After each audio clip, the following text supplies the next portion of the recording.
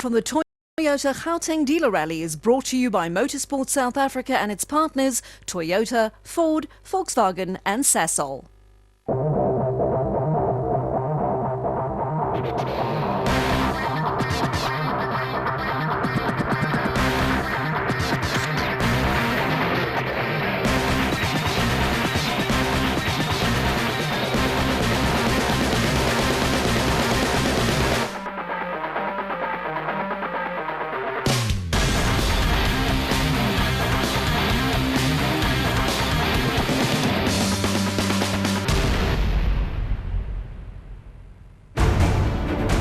Welcome to another wild and dusty installment of the sports opera that is the South African National Rally Championship. The first event of the season took place in the lush green sugarcane fields of KwaZulu-Natal, while a rather damp Lowveld played host to the next round. But it was the economic heart of the country that formed the backdrop for round 3. This was the Toyota Gauteng Dealer Rally. And as has become tradition, it was run on the dusty farm roads around the Bupsfontein area, with a dedicated rally-style facility again playing a pivotal role. With the first 2 events on the calendar done and dusted, the Toyota Gauteng Dealer Rally signalled the end of those nervous starting events. As Richard Nixon apparently once said, it was time to stop being Mr. Nice Guy. Gloves off, fight on, and what a fight it was shaping up to be. Young Namibian Thilo Himmel, who pilots one of the 2 new Toyota Etios R2 cars, tops the table with 46 points thanks to 2 great finishes so far. Matthew Vasey-Lyle may not have been in the limelight much, but 2 reasonable results see him tied at 33 points with former track racer Chad van Beurden. Megan Verlaque's campaign is off to a steady start, while defending champion Craig Trott might feel that he's losing turf with young Himmel so early in the season. Despite a win earlier in the season, Clint Weston finds himself down in 6th place, but the little Citroen C2 R2 has shown remarkable pace. Ashley Haig-Smith got within spitting distance of the championship last year, but 2 lacklustre finishes see him down in 7th, just ahead of Guy Bottrell, himself a rapid young driver who's been struggling with reliability lately. Chris Kurze and Paul Franken complete the top 10. The 2013 edition of the Toyota Gauteng Dealer Rally kicked off at Toyota's new distribution centre in Boksburg before heading out towards the stages. This brand new facility formed the perfect backdrop against which to launch round 3 of the National Rally Championship. Before the battle commenced, however, some of the top contenders had a chance to mull over their season so far and also the upcoming event. Yato Tools Toyota driver Guy Bottrell finds himself way down the championship order and has a lot to do during the Toyota Gauteng Dealer Rally. But whereas Bottrell is winless in 2013, another of the hopefuls, Clint Weston, has at least 1 victory to his name. Not that his season started perfectly either. The first race we had a bit of a electrical problem, which put us down a little bit, so we didn't score points in the first race. But the second, we're very fortunate enough to have won that. Worked very hard for that, and I think for this one we want to do it again. The man at the top of the standings is Thilo Himmel, who has a really pragmatic view on his strategy for the rally. Yeah, we're leading the championship. The plan for today is just to stay on the road and finish, to get some points, to keep leading the championship, and that's it. These are just some of the key players, however. Also in the mix are a host of talented young and some not so young drivers and navigators who've proven themselves capable of reaching the podium. In the super competitive class S1600, finishing is often the most important thing. And with this event's reputation for eating tyres, that can be quite a daunting task. Even so, the organisers have gone to great pains to remove many of the destructive rocks on stages, and overall, it's shaping up to be one hell of a rally. Remember that the Class S1600 is South Africa's premier rally class for front-wheel driven cars with engines no larger than 1600cc.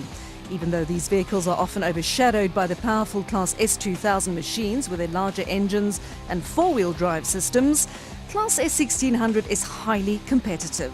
It's also the breeding ground for the country's next batch of S2000 drivers, and as such, its value cannot be overestimated. There's a massive pressure on the shoulders of each S1600 crew, and that pressure started mounting as the clocks counted down towards the start. 5, 4, 3, adrenaline up and go, go, go. Stage 1, known as MNT, was the very stage that caused so much heartache last season when it destroyed a mass of expensive rally tyres. This year the organisers had either removed or clearly marked most of the offending rocks, hopefully helping to ensure that the crews face off against the clock rather than the rocks. Also, the stage was run in the opposite direction this year. That meant that the rocky section was considerably closer to the start, which meant that a flat tyre early on in the stage could still sway the outcome of the entire event. Maybe it was with this at the back of their heads that the crews took a fairly cautious approach to the opening stage. At 27.2 kilometres in length, however, a lot of time could be lost by taking it too easy, so finding the balance was critical. Chris Kurza and navigator Robbie Kutsia were maybe too cautious as they posted a time of 21:18.3 in their Electro-Thread Toyota Etios R2. This was the 10th fastest of the S1600s, only 2 seconds slower than the time posted by Andrew Hein and navigator Stephen Jones in the ex-Chart Conradi Toyota Auris. Hein is new to this car and was initially planning on only competing in the Cape Coastal events. Yet, here he was in Gauteng and going fairly well too. Youngster Richard Leek with navigator Pierre Jordan is also still finding his feet in the ATS Ford Fiesta R2, but he's been posting some impressive stage times. He managed the 8th fastest time on the stage, some 8 seconds slower than Ashley Haig-Smith in a similar machine. Haig-Smith has considerable international rally experience, but has struggled to translate that into points so far this season. His Castrol-supported Fiesta is clearly capable of going fast, however, so it's just a question of hooking it all up. Then again, maybe he was also a bit too conservative on stage 1. I'm just trying to keep it very clean. Maybe took it too preservative, so we'll see now. Another fast driver who hasn't always scored well is Clint Weston, who went faster on stage 1 than Haig-Smith, but only by a single second. But Weston had experienced a couple of problems during his stage. We took a wrong fork and we went on the wrong road that was just next to it. And not by instruction, I just didn't listen. And we hit the rock to get back on again. This placed Weston nearly 13 seconds down on Paul Franken and Harry Kern, who piloted their Volkswagen Polo to the 5th fastest time. Next was defending champion Craig Trott, who, with female navigator Janine Lawrence, brought the team total Toyota Runnix through in the 4th fastest time. It's one of those very awkward stages. You can't go too fast. You know, the road's a bit rough, rocks on the outside. We hit a few rocks in the road. They were 11 seconds slower than Chad van Beurden and Henry Dearlove in their self-sponsored Volkswagen Polo. Guy Bottrell and navigator Simon Vasey-Lyle were next fastest, though they did find the going quite rough. It was rough. We didn't have a nice stage. The car, we haven't sorted out the engine problem. I'm overheating again. I've got no power. But the men of the moment were undoubtedly young Thilo Himmel and navigator Armand de Toy. The pair posted a time of 19:33.2, well clear of Bottrell behind them. We didn't lose any time and we had a very good stage. With no respite between the first and second stages, it was straight on to Tweefontein, site of the 24-kilometre-long second stage. This stage ended right at Rally Star, which was also the location of the Dunlop Service Park. So making it to the end of this stage would leave crews right where they needed to be, should their steeds require attention from the technicians. But 24 kilometres can be cruelly long if things aren't going your way. Luckily, all the S1600 crews made it through stage 2, and it seemed as if everyone was settling into the event. Ashley Haig-Smith and Welsh navigator Craig Parry posted a time of 16:22.9, some 2 seconds slower than the time posted by Paul Franken and Henry Kern in their Volkswagen Polo. Both of these times were fast enough to slot them into the top 5, but not quick enough to make the top 3. Those positions belong to Van Beurden, who set the third fastest time on the stage, and Weston, who went second quickest, 7 seconds slower than the stage winner. And the man at the top of the stage times Thilo Himmel, with Armand de Toy beside him, who made it 2 wins from 2 stages, giving him a lead of more than a minute after less than 50 kilometres of special stage rally.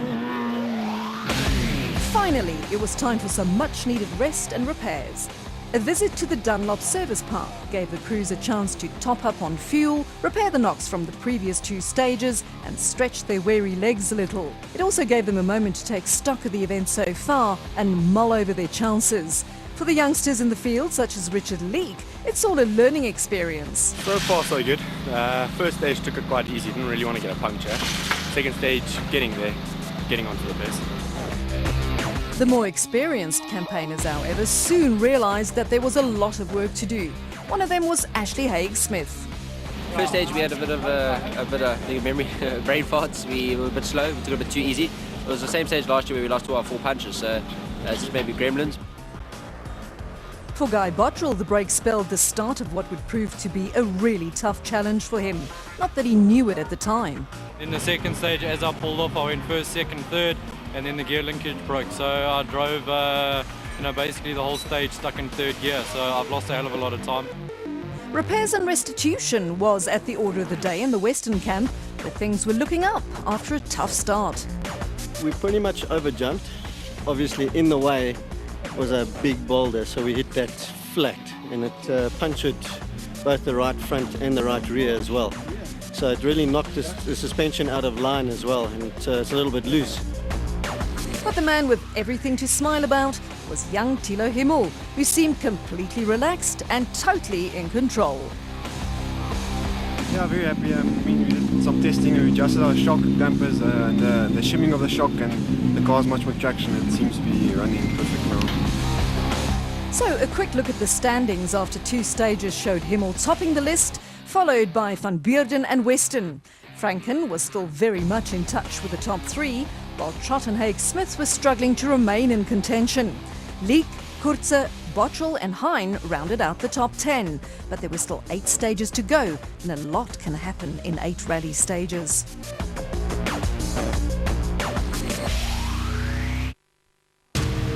With the Dunlop service park behind them, it was time for the crews to soldier on. Next up was stage 3, known as Frick. At 15 kilometres in length, it was hardly the longest stage on the rally, but it would prove to be the undoing of some. As before, it was Hein and navigator Jones who set the 10th fastest time of 11:46.2. The pair went 2 seconds quicker than Richard Leek in the ATS Fiesta, who in turn pipped Van Beurden by 3 seconds. Vasey Line and Kurze were the fastest of the trailing bunch, while Paul Franken and navigator Henry Kern posted a time of 11:18.5. 5th fastest on the stage, but not fast enough to make up any time over Clint Weston and navigator Christoph Snyders in the Citroen. They posted a time that was a full 9 seconds quicker than Ashley Haig-Smith, and 11 seconds slower than the fastest man on the stage. And yep, you guessed it, Thilo Himmel in the Toyota Etios had clearly found his groove and was powering away at the head of the field. The youngster recorded his 3rd straight stage win. At the same time, Guy Bottrell and Simon Vasey Lyle had to accept that their Toyota had had enough. The pair was forced to retire the tired machine, which meant 0 points and further ground lost in the championship. Basically, the drive shaft broke, and then straight away the diff broke after that, so we had 0 drive. And the diff being broken, we can't fix it here at the event, so we're out. Another disappointing event. And so on to the 18 kilometres of stage 4, known as Chalma Beef. By now the crews were dusty and tired as the relentless yellow Gauteng fields rushed past in an endless blur. But this was to be the last proper stage of the day, and as such, it was the last time to really make a move. And making a move was exactly what Weston and Snyders in the Reef Tankers Citroen C2 had in mind. The pair went quickest on stage 4, posting a time marginally quicker than that of Thilo Himmel. I actually quite enjoyed that one. We had some good pace, a lot of jumps, but she handles it every now and then. She bucks like a horse does. As it turned out, the man with all the moves was Thilo Himmel, who together with navigator Armand de Tooy proceeded to rain on Western's parade, or so it would seem. At the same time, Castrol Ford Fiesta R2 driver Haig Smith, with navigator Parry beside him, was trying to make inroads on Himmel's lead. He posted a time 8 seconds slower than the Namibian. Fast, sure, but not fast enough to make a difference. No jumps, very good. Nice stage actually. With a ping-pong battle at the top of the leaderboard picking up pace, it was easy to forget about the rest of the field, despite the gargantuan efforts some of them put in. Chris Kurze in the second Toyota Etios R2 and Paul Franken in the Polo both recorded reasonable stage times, while Hein, Trott and Vasey Lyle kept them all honest by staying in touch. Van Beurden lost some time and Leek rounded out the top 10.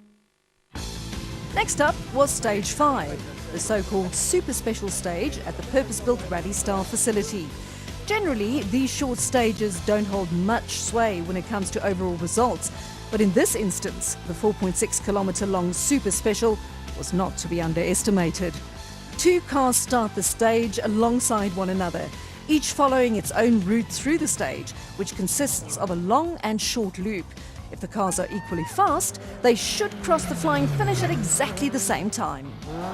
In the end, it was Western and Snyders who posted the fastest time, having weaved their way through the technical stage in a time of 3:22.7, some 6 seconds quicker than the time posted by Thilo Himmel and Armand de Tooy in the Etios. Van Beurden and Vasey Lyle came through next quickest. In the end, the difference between Western's time and that of Haig Smith, who posted the 7th fastest time, was only 10 seconds. So despite the potential for disaster, Stage 5 saw all the crews post reasonable times and survive the day intact. And this is what the numbers had to say at the end of day 1. Van der Westhuizen and Coetzee had snuck onto the leaderboard in 10th, a long way behind Hein and Jones in 9th. Vasey Lyle and Van Heerden held 8th, some 1 minute and 20 seconds behind Van Beurden and Deerlove. Kurze and Coetzee in the Etios were next, just 8 seconds behind Trott and Lawrence in the Team Total Toyota Runex. Franken and Kern held station in 4th, while both Haig Smith and Western clearly had designs on Himmel's top spot. But the Namibian was 1 minute 36 seconds ahead of them, so they had a lot to do on day 2. Another visit to the Dunlop Service Park gave the crews the chance to prepare their machines for the following day, and also gave them a chance to reflect on the day's racing. Happy at the head of the field was Thilo Himmel. The adjustments we made are working well for us, and there's still more to come, so I'm very fast. That might have been his plan, but behind him, Western was eyeing the lead and getting ready to pounce. The car's been going extremely well. And I just thank the team behind me as well, because they always do a superb job, and all of that goes together. So as the sun set over Bapsfontein, it was clear the rally was far from over. Stay with us for more from the Toyota Dealer Rally Gauteng.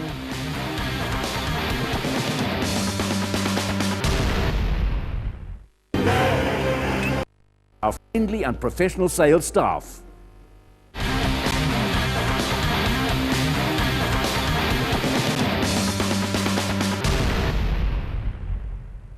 Welcome to day 2 of the Toyota Dealer Rally Gauteng, the continuation of the battle in the dust, where Namibian Thilo Himmel held a comfortable lead after day 1, and where Clint Weston clearly had plans to reel him in. Day 2 was an exact repeat of day 1, with the same stages being run in the same order as the day before.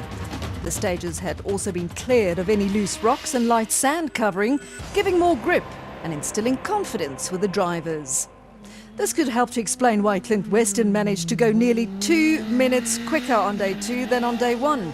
He posted a time of 19:39.9 and had good reason to be happy. Well, the way I felt there now, I've made 2 minutes up, maybe 2.5. But his time wasn't quite quick enough to keep up with a flying Namibian.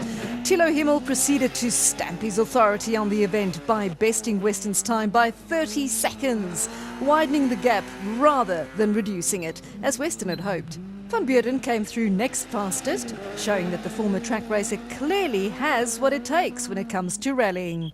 Richard Leek posted the 4th fastest time in the ATS Ford Fiesta R2 and was followed home by Hein and Trott. The big question on everyone's lips, however, was where was Ashley Haig-Smith?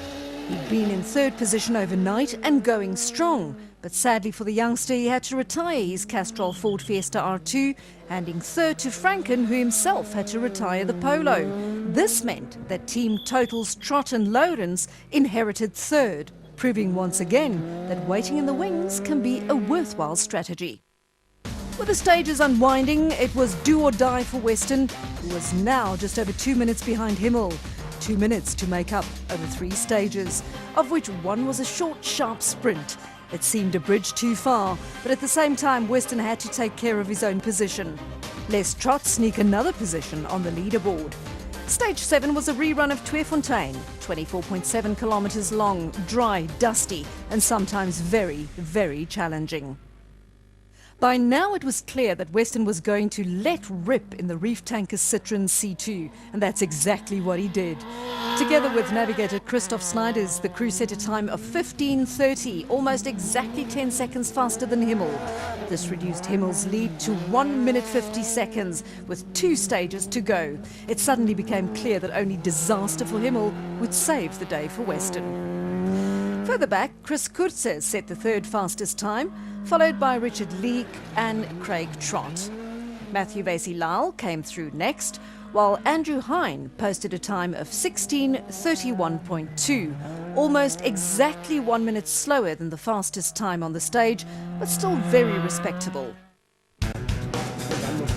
Next up was a visit to the Dunlop Service Park in preparation for the final assault on the event. Waiting for his crew to ready the Etios, Himmel had reason to be upbeat. We're very much in control, just taking it easy.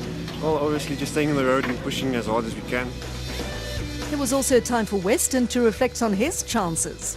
This game is a different game. It's you think that you've got it and it can all go wrong on the last meter. The battle scars were clear to see too, as Chad van Beurden's Polo showed. Looks like we broke a hub that connects the axle. We made it, a few more 100 meters and we wouldn't have made it. A second run through the stage known as Frick came next.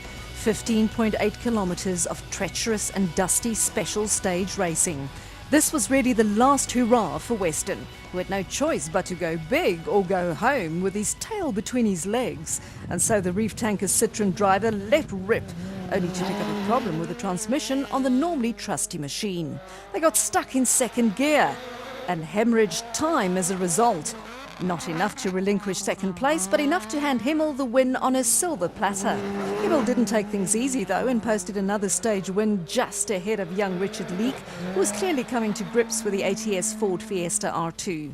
Chris Kurtze and Robbie Kutsia went third fastest in the Electro Thread Toyota Etios, with Vasey-Lyle and Trott completing the top 5. The final special stage of the rally was stage 9, Cholma Beef.